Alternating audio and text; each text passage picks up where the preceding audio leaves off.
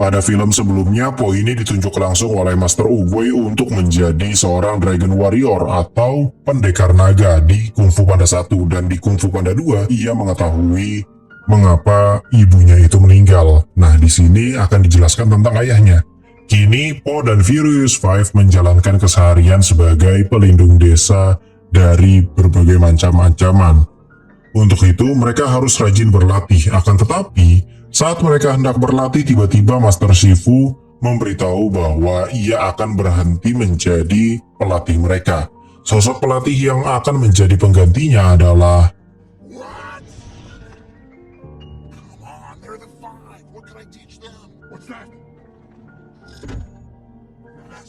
latihan pun dimulai, di mana si Cangcorang, Beruk, Maung, Viper, dan juga Bango berlatih dengan sangat rebel karena arahan dari Po.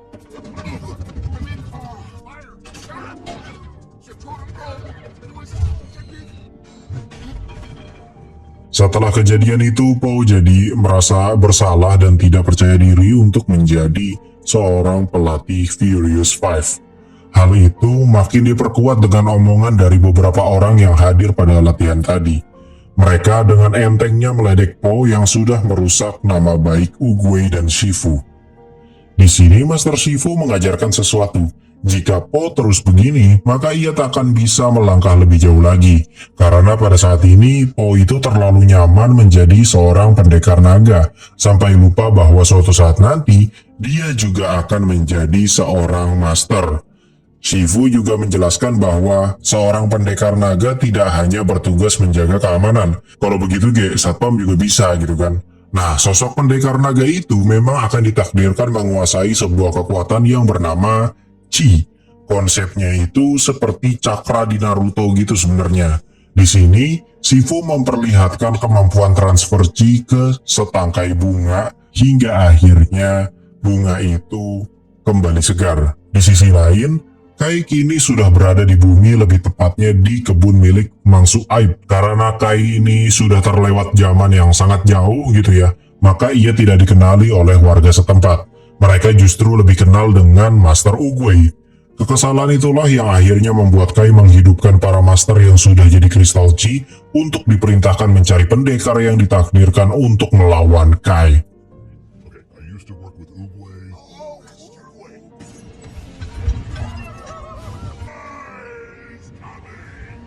Kembali ke Po yang sedang mandi di baskom ST Bekasi, tanpa sengaja si Po ini malah menaburkan bubuk cabai Jatiwaringin ke alat perangnya. Sontak alat perangnya jadi Black Mamba. Oke, lanjut back to topic. Si ayah angkat Po ini sekarang senang banget karena berkat Po, warung mie ayam miliknya bisa berjualan di lorong kuil tentunya. Tak lama dari itu, Po diberitahu bahwa ada yang mengalahkan rekornya Po untuk mukbang pangsit. Orang itu adalah Lisan.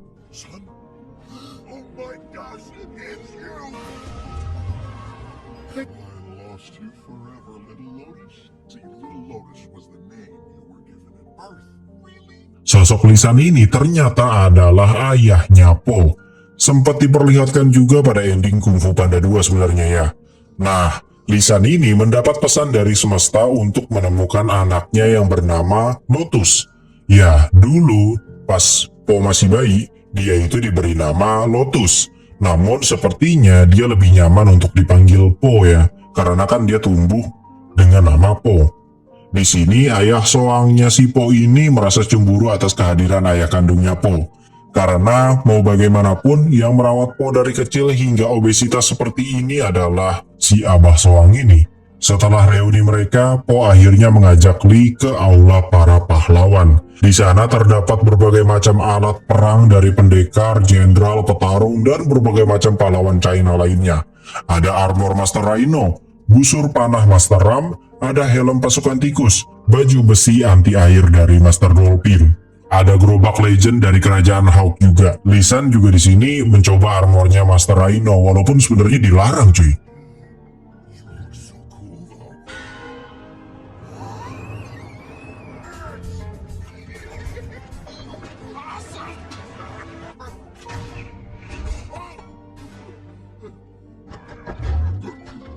Ya, Mereka ketahuan oleh Furious Five dan juga Master Shifu. Namun tak lama mereka berkenalan dengan ayah Po, tiba-tiba lembah diserang oleh sekelompok ahli kungfu. Furious Five pun langsung menghajar mereka semua, namun Po ini kan telat datangnya ya. Dia itu baru menyadari bahwa mereka adalah para master terdahulu yang seharusnya sudah tewas.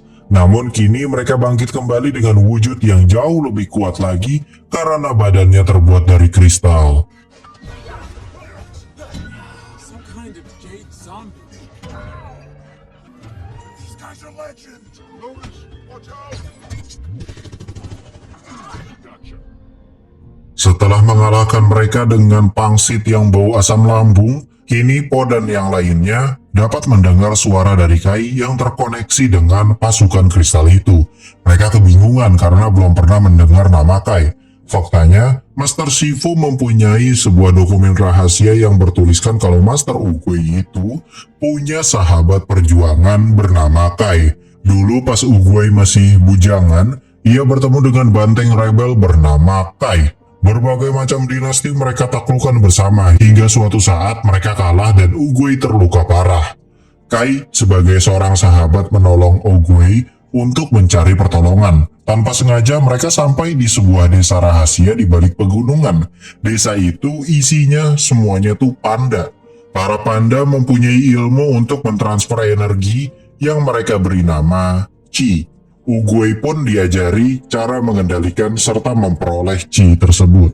Namun, Kai yang serakah ingin menggunakan Chi tersebut sesuai keinginan dia aja. Hingga akhirnya Oogway terlibat pertarungan dengan Kai. Pertarungan tersebut dimenangkan oleh Oogway dan Kai terkirim ke Spirit Realms.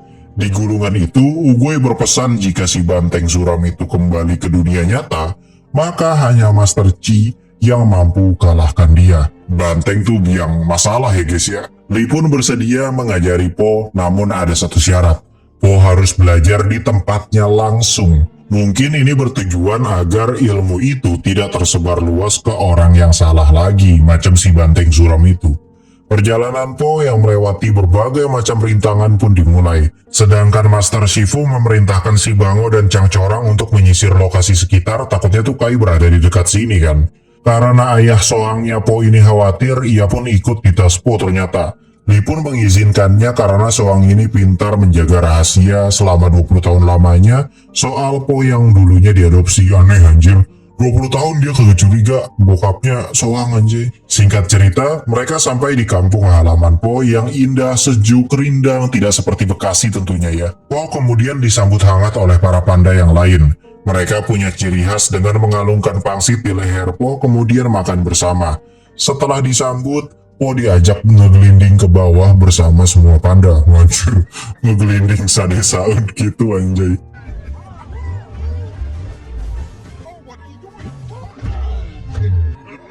Saat berpesta dengan makan pangsit bersama, Po tiba-tiba terpana dengan seekor panda wanita yang seksi, langsing, dan juga cantik. Ini pandanya.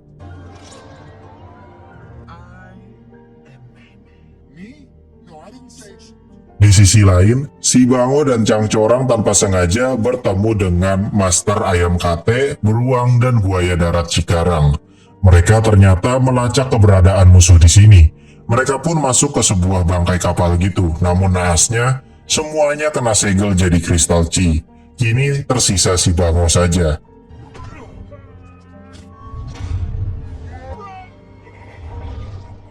Ya, si Bango juga jadi korban ternyata. Sedangkan di sisi lain, Po sudah mulai beradaptasi dengan menjadi panda pada umumnya dari mulai cara makan, ngegelinding, hingga berbagai macam aksi aneh lainnya.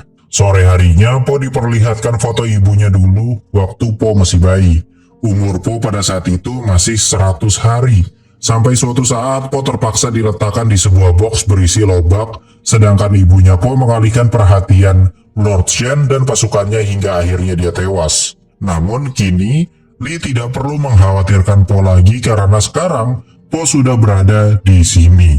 Di saat yang bersamaan, si Beruk menangkap sebuah anak panah yang terdapat surat. Faktanya, anak panah itu berisikan surat pemberitahuan bahwa seluruh master yang ada di China telah dikalahkan dan berubah menjadi kristal Chi. Tak lama dari itu, Bango dan Chang Corang datang dalam wujud Edo Tensei Heijo untuk mengalahkan mereka. Ya, si banteng begajulan ini sudah datang untuk menghadapi Shifu, Tigress Maung, Beruk Cirebon, dan juga si ular Viper. Terjadilah pertarungan hebat di sini.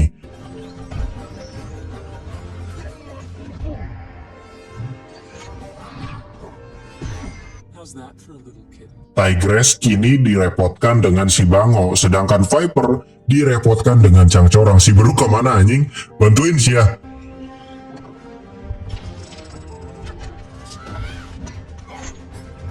Singkat cerita, Beruk dan Viper sudah kalah, kata gue juga gara-gara si Beruk ini teh. Kini tersisa Tigress dan Shifu.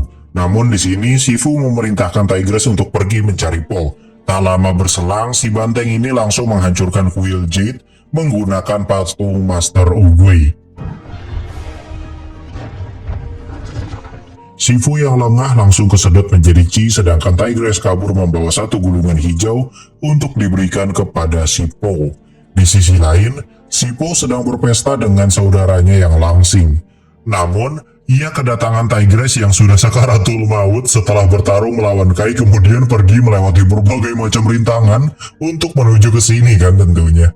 Tigress memperingatkan Po untuk hadapi Kai karena tidak ada orang lain yang tersisa untuk menghadapinya. Namun saat Po meminta ajarkan Chi kepada ayahnya malah bilang kalau dia itu nggak ngerti sama sekali karena selama ini dia itu bohong. Dia sengaja bohong dengan bilang kalau ia bisa mengendalikan Chi. Dengan begitu, si Po pasti mau ikut. Po yang kecewa dengan keegoisan ayahnya pun memutuskan untuk berlatih agar bisa melawan Kai karena untuk saat ini Po tidak bisa lari lagi. Di sisi lain, si banteng begajulan ternyata sudah dekat karena ia melacak jejak kakinya Tigress. Balik lagi ke Abah Soang yang menasehati Lee untuk tetap merangkul anaknya walaupun ia telah mengecewakannya. Mau bagaimanapun, menurut si Abah Soang, berbohong demi kebaikan kadang dibutuhkan. Po yang sedang berlatih pun ditemui Tigress. Kini Po sadar bahwa ia tidak sendiri, melainkan ada puluhan bahkan ratusan pasukan gempal yang siap hadapi si banteng itu. Po juga sadar perkataan dari Master Shifu untuk menempa diri menjadi lebih baik tanpa harus merubah diri sendiri menjadi orang lain atau idola kita. Po pun mengajarkan semua panda yang ada di desa itu untuk menggunakan bela diri kungfu kemudian dikombinasikan dengan kebiasaan mereka. Dengan begini, mereka tak perlu bekerja keras banget untuk belajar kungfu yang sesuai seperti ahli kungfu lainnya. Kini mereka diatur posisinya oleh Po hingga si Kai datang dan harus sesuai aba-aba dari Po. Saat itu, Po melihat ayahnya yang sedang mencoba menguasai Chi. Namun tak lama berselang si banteng datang. Po di sini harus berhadapan dengan semua master yang ada dalam wujud kristal Chi. Tanpa waktu lama, Po menggunakan rencana itu dari mulai pasukan pangsit yang berhasil ngagancet si Bango.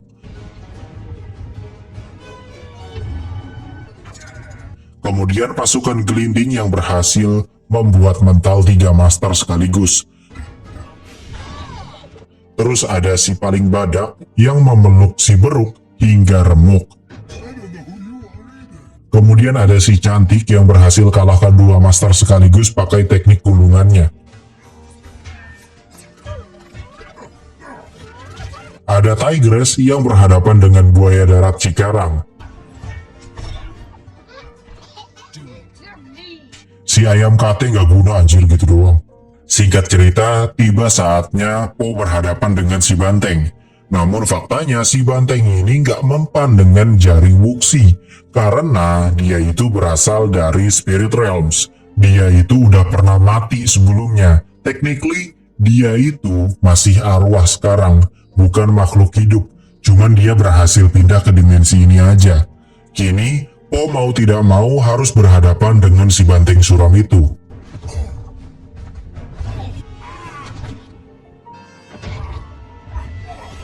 Po yang kalah telak pun menyadari satu hal. Jika jari Wuxi tidak mempan pada arwah dan hanya mempan pada makhluk hidup saja, maka ia bisa membawa si Kai masuk ke Spirit Realms dengan mengorbankan dirinya.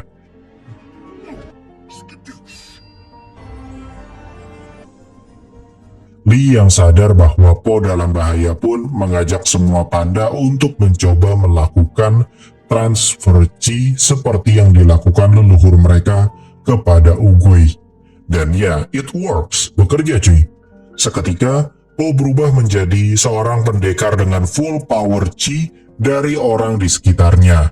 Kini, ia bertarung imbang bahkan jauh lebih kuat dari si banteng. I am the Dragon Warrior.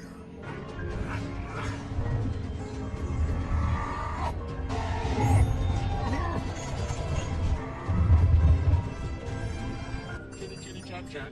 Shit. Singkat cerita, Po mentransfer Qi ke tubuh Kai dalam jumlah yang banyak hingga akhirnya dia bucat. Para master yang lainnya pun terbebas ke dunia nyata termasuk si Beruk, Bango, Ular, dan juga Cangcorang. Namun tidak dengan Po. Po masih di sana dan bertemu dengan Oogway. Di sini Oogway menjelaskan mengapa ia memilih Po dulu pada Kung Fu Panda 1. Karena ternyata Po itu keturunan panda yang telah menyelamatkan Oogway serta mengajarkan Oogway mengendalikan Qi. Po juga mempunyai keseimbangan Yin dan Yang. Dengan begitu, ia tahu bahwa Po itu pasti dalam bahaya. Makanya Oogway mengirim pesan lintas dimensi ke ayahnya Po, yaitu Lee, untuk memperingatkan Po. Namun sayangnya kan si Lee ini malah bohong ya. Po pun diberikan tongkat milik Master Oogway.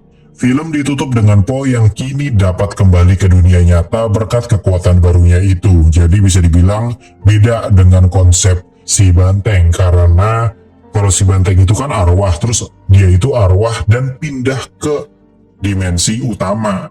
Walaupun dia sebenarnya arwah gitu ya, dia tuh bukan makhluk hidup. Sedangkan si Po itu kan harusnya mati cuy, kena jaring wuxi. Cuman ketika dia di Spirit Realms, dia ternyata bisa hidup lagi menggunakan kekuatan yang Qi itu dikombinasikan dengan kekuatan dari Master Oogway atau tongkatnya itu. Kini Po mengajarkan Qi kepada semua panda dan orang di sekitarnya agar jika ada bahaya lain datang, mereka punya proteksi sendiri untuk menggunakan ilmunya itu. Kira-kira itu tadi adalah alur cerita dari Kung Fu Panda 3.